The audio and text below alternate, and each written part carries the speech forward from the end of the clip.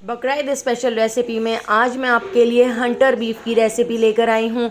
बहुत ही मज़ेदार ये हंटर बीफ बनकर तैयार होता है। आप इस हंटर बीफ को बनाकर इस तरह से इसके सैंडविच बनाकर खा सकते हैं, जो खाने में बहुत ही ज़्यादा टेस्टी लगते हैं। तो हंटर बीफ बनाने के लिए मैंने यहाँ पर बीफ का इस तरह से एक बड़ा सा पीस ले लिया है।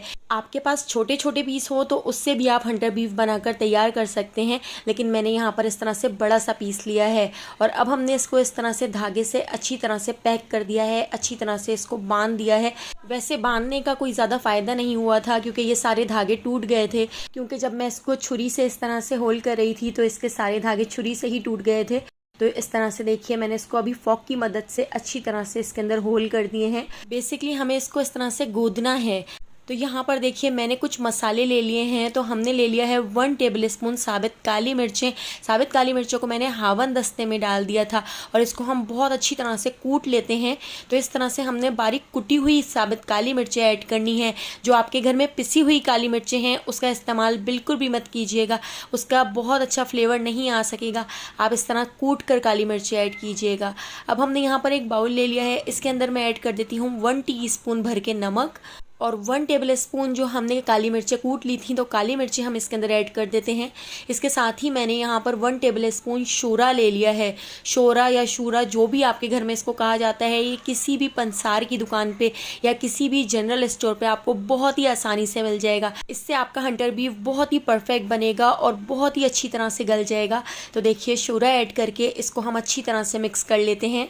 अगर मेरा प्रोनाउंस गलत है तो आप मुझे कमेंट करके ज़रूर बताइएगा कि इसको क्या कहते हैं, शूरा कहते हैं या शोरा कहते हैं। तो देखिए इस तरह से मैं दोबारा से छुरी से इसको गूंद देती हूँ, इस तरह से मैं इसको होल कर लेती हूँ।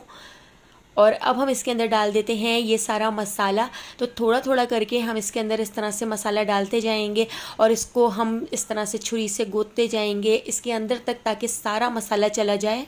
तो पहले एक तरफ मैंने इस तरह से 1 टेबल स्पून के करीब मसाला डाल दिया है और हाथ की मदद से हम इसको अच्छी तरह से मिक्स कर लेते हैं। इसके अंदर तक जो जो इसके अंदर इस तरह से हमने होल किए हैं उसके अंदर तक हम इस तरह दबा दबा के इस मसाले को डाल देते हैं। इस तरह से हंटर बीफ के अंदर तक ये सारा मसाला चला जाएगा और बहुत ही मज़ेदार सा फ्लेवर आ जाएगा। अब इस तरह दूसरी साइड से पलट के भी मैंने इसके अंदर 1 टेबल स्पून दोबारा से इसके ऊपर इस तरह मसाला डाल दिया है।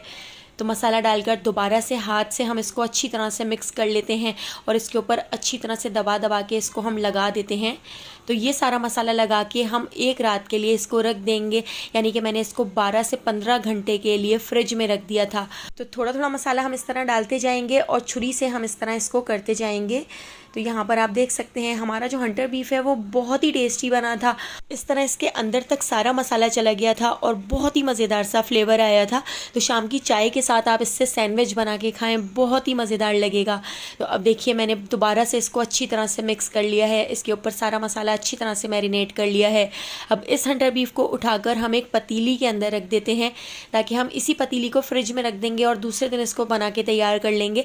लेकिन अभी हम इसके अंदर और भी चीज़ें ऐड करेंगे।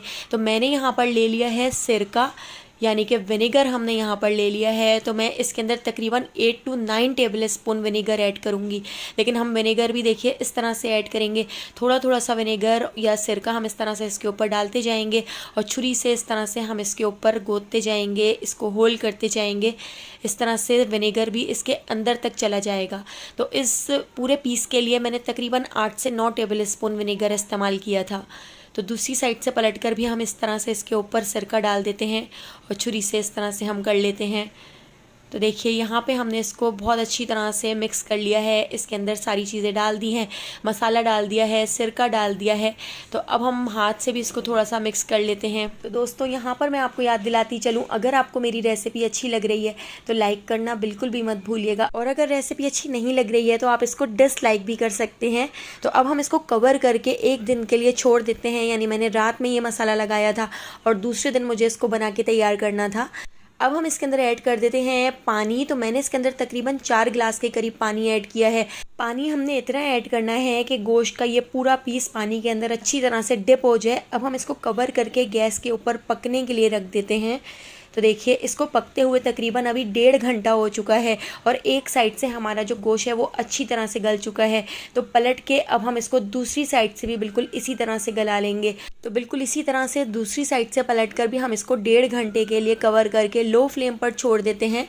तो देखिए 1.5 घंटे बाद इसका सारा पानी खुश्क हो चुका है, बस थोड़ा थोड़ा ही इसके अंदर पानी बचा हुआ है।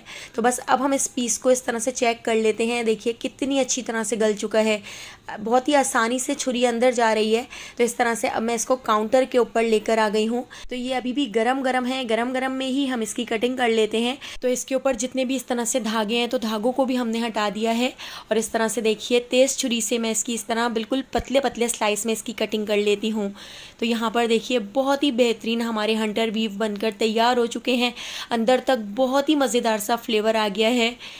तो इस हंटर बीफ को बनाकर आप स्टोर करके भी रख सकते हैं और जब दिल करे आप इसको फ्राई करें और इसका सैंडविच बना के तैयार करें। तो मैं आपको सैंडविच बना के दिखाती हूँ। तो फ्राई पैन के अंदर हमने थोड़ा सा ऑयल ऐड कर दिया है। ऑयल को गर्म करके हम ये हंटर बीफ के स्लाइस इसके अंदर डाल देते हैं और इसको अच्छा सा गोल्डन सा कलर आने तक फ्राई कर लिया है। दोनों साइडों से पलट के आगे पीछे से हमने इसको फ्राई कर लिया है और हमने यहाँ पर ब्रेड के स्लाइस को भी हल्का सा फ्राई कर लिया है। इसके ऊपर थोड़ी सी केचप और मेयोनीज़ ऐड कर दी है और यहाँ पर देखिए इस तरह से हमने सैंडविच बना लिया है। तो अगर आपको मेरी ये रेसिपी पसंद आई हो तो लाइक, शेयर और सब्सक्राइब करना बिल्कुल भी मत भूलिएगा और बेल आइकॉन के नोटिफिकेशन को ज़रूर ऑन कीजिएगा, क्योंकि डेली मैं आपके लिए बहुत ही मज़ेदार सी रेसिपीज़ लेकर आती हूँ। उन सारी रेसिपीज़ का नोटिफिकेशन आपको फ़ौरन मिल सकेगा और आप मेरी सारी वीडियोज़ वॉच कर सकेंगे। तो आने वाली वीडियो तक मुझे दीजिए इजाज़त। अल्लाह हाफ़िज़।